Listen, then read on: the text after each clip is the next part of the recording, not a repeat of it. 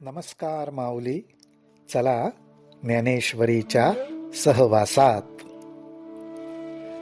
आपण ज्ञानेश्वरी अध्याय 2 230 ते 237 ओव्यांच्या सहवासात आहोत. या ओव्यांमध्ये ज्ञानोबाराय ज्ञानयोग आणि बुद्धियोग या संदर्भात आपल्याला मार्गदर्शन करतायत. या 2 अध्यायामध्ये ज्ञानयोग, बुद्धियोग, त्याचबरोबर कर्मज्ञानयोग, साक्षीभाव, स्थितप्रज्ञता अशा वेगवेगळ्या विषयांची ओळख करून दिलेली आहे. पण त्याचा विस्तार हा पुढच्या अध्यायांमध्ये झालेला आहे. बुद्धियोग श्रीकृष्णांनी अर्जुनाला सांगितला, त्याच्या अगोदर ज्ञानयोगाविषयी त्याला सांगितलं, अर्थात सांख्य स्थितीबद्दल त्याला सांगितलं की ज्ञानयोगामध्ये निर्गुण परब्रह्मावर लक्ष स्थिर करून साधक राहतो. त्या साधकाची दशा उदासीन असते आणि कर्म करण्याविषयी त्याची आवड किंवा वृत्ती ही अत्यंत क्षीण झालेली असते.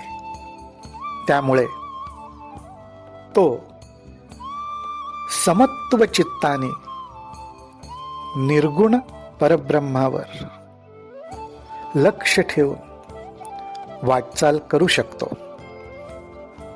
परंतु बाकी सर्वजण, सर्व सृष्टी ही कर्मानी बांधलेली आहे. कर्म प्रवृत्ती ही स्वभावात असते. अशा वेळी बुद्धियोग अर्थात कर्मयोग हा सर्वांना उपयोगी पडतो. या कर्मयोगाची सांगता ज्ञानयोगामध्ये होतेच आणि त्याचबरोबर या बुद्धियोगामध्ये, कर्मयोगामध्ये ज्ञानयोग सुद्धा आहेच. या ठिकाणी फक्त सगुण साकार परब्रह्मावर दृढ श्रद्धा असते आणि सर्व कर्म त्या कर्माच्या फळांसकट या सगुण साकार परमेश्वराच्या चरणी अर्पण केली जातात. आणि त्यामुळे कर्माने सर्वांना बांधून टाकलेलं आहे. कर्म टाळणं कोणालाही शक्य नाही. परंतु या कर्मामध्ये राहून ही कर्मच आपल्याला कर्मबंधनातून मुक्त करतात. ज्ञानोबाराय म्हणतात, हे सांख्य स्थिती मुकुलित सांगितली तुझ येथ, आता बुद्धी योगू निश्चित अवधारी पाप. आता तू बुद्धियोग अर्थात कर्मयोग समजून घे. जया बुद्धियुक्ता जहालिया पार्था, जया बुद्धियुक्ता जहालिया पार्था, कर्म बंधू सर्वथा बाधू न पवे. अर्थात बुद्धियोगाने युक्त होऊन कर्म केले असता कर्म हे आपल्याला बंधनात टाकत नाही, कुठलीही बाधा पोचवू शकत नाही. आणि त्याचा दृष्टांत देताना इतका सुंदर माऊली देतात की ते म्हणतात, ज्याप्रमाणे युद्धभूमीत जाताना अंगामध्ये वज्रकवच घालावं आणि ते घातल्यामुळे मग बाहेरून होणाऱ्या शस्त्रांचा वर्षाव सहजपणे सहन करता येतो. याचाच अर्थ असा, बुद्धियुक्त अंतःकरण जर झालं तर कर्म करत असताना जो काही शस्त्रांचा वर्षाव अर्थात अडीअडचणी, चढ उतार, ताणतणाव यांचा जो काही वर्षाव आपल्यावर घडेल तो वर्षाव सहन करता येतो. कारण माऊली साधकाने अंगामध्ये बुद्धियुक्त योगाचं कवच घातलेलं असतं. त्यांनी त्याची बुद्धी, हेतू ही सर्व परमेश्वराच्या चरणी स्थिर ठेवलेलं असतं. करता करविता सर्व प्रभू आहे, श्रीहरी आहे. ह्या भावनेने साधक सर्व कर्मांना सामोरं जातो आणि त्यामुळे त्याच्या परिणामयुक्त शस्त्रास्त्रांचा वर्षाव तो सहजपणे सहन करू शकतो. आणि म्हणूनच श्रीकृष्ण अर्जुनाला म्हणतायत की तू युद्ध कर, परिणामाचा विचार करू नकोस. आणि अशा पद्धतीने जर का तू स्वधर्माचं आचरण केलंस तर जणू काही ते म्हणतायत एका दगडात दोन पक्षी. या बुद्धियुक्त अंतःकरणाने तू कर्म केलंस तर ऐहिक सुख पण लाभेल आणि त्याच बरोबर मोक्ष सुद्धा तुझ्याच पदरात पडेल. तैसे ऐहिक तरी न नशे आणि मोक्षू तो उरला असे, जेथ पूर्वानुक्रमू दिसे चोखाळत. म्हणजे तुला राज्य वगैरे ऐहिक सुख पण मिळेल आणि त्याचबरोबर शेवटी मोक्ष किंवा भगवत प्राप्तीही होईल. अशा रीतीने हा कर्मयोग बुद्धियुक्त ज्ञानयुक्त अंतःकरणाने करणं अत्यंत आवश्यक आहे. म्हणून ज्ञानोबारायही म्हणतात की अशा प्रकारे स्वधर्माचं आचरण करत कर्माच्या आधारे तू तुझं वर्तन ठेव.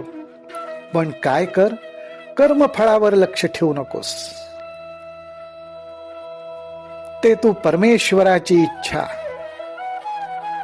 या भूमिकेतून मनात दृढ धारण करून ठेव की कर्माचं फळ ही परमेश्वराची जशी इच्छा त्याप्रमाणे प्राप्त होईल आणि तू फक्त कर्म करण्यावर लक्ष दे. आणि असं जर झालं तर कर्म तुला बांधून टाकू शकत नाही, बाधा पोचवू शकत नाही.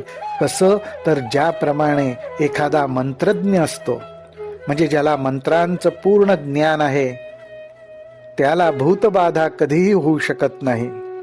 कारण मंत्रांचं सामर्थ्य, मंत्रांचं कवच त्याच्यापाशी आहे. हे उदाहरण माऊली आपल्याला देतात. पुढे ते म्हणतात की असा जो बुद्धी योग युक्त अंतःकरणाने राहतो त्यालाच माऊलींनी सुबुद्धी म्हटलेलं आहे. सुबुद्धी म्हणजे काय याचा विस्तार पुढे माऊली करणारच आहेत. पण ह्या ठिकाणी माऊली असं म्हणतात, तिया परी जे सुबुद्धी आपू जालिया निरवधी, हा असतांची उपाधी आकळू न सके. अर्थात बुद्धियोग रूपी सद्बुद्धी जर आपल्याला प्राप्त झाली, म्हणजेच आपली बुद्धी परमेश्वराच्या चरणी स्थिरावली, कर्म करत असताना बुद्धी परमेश्वराच्या चरणी स्थिरावली, तर अशी सद्बुद्धी पूर्णत्वाला गेल्यामुळे कर्मबंधरूपी उपाधी आपल्याला बाधू शकत नाही. माऊली हो, आपलं कर्म हे त्रिगुणांच्या आधारे घडतं. कर्माचा हेतू याला सत्व रज तम यापैकी गुणांचा स्पर्श हा होतोच, झालेला असतोच. परंतु सद्बुद्धी ही अशी आहे की ह्या गुणांचा स्पर्श जरी असला तरी माझ्याकडून करवून घेणारा तो श्रीहरी आहे. त्यामुळे कर्माचं फळ हे सगळं मी त्याच्या चरणी अर्पण करतो. ही एकदा आपल्या मनाची स्थिती व्हायला लागली, बुद्धीची अवस्था व्हायला लागली, परिपक्वता व्हायला लागली, त्याच बुद्धीला माऊली सद्बुद्धी म्हणतात. आणि ही सद्बुद्धी कशी, तर जेथ न संचरे पुण्य पाप. त्या बुद्धीला पुण्य आणि पाप या दोघाचाही स्पर्श होऊ शकत नाही, इतकी ती चोख. जेथ न संचरे पुण्य पाप, जे सूक्ष्म अतिनिष्कंप. गुणत्रयादी लेप न लगती जेथ. श्रीकृष्ण म्हणतायत, अरे अर्जुना, काहीशा पुण्याईनी अशी ही सद्बुद्धी थोडी जरी तुझ्या हृदयात प्रगट झाली तरी उरलं सुरलं सगळं संसार भय तुझ्या हृदयातनं अंतःकरणातनं कायमचं नाहीसं होईल हो. अर्जुना, ते पुण्यवशे जरी अल्पची हृदयी प्रकाशे.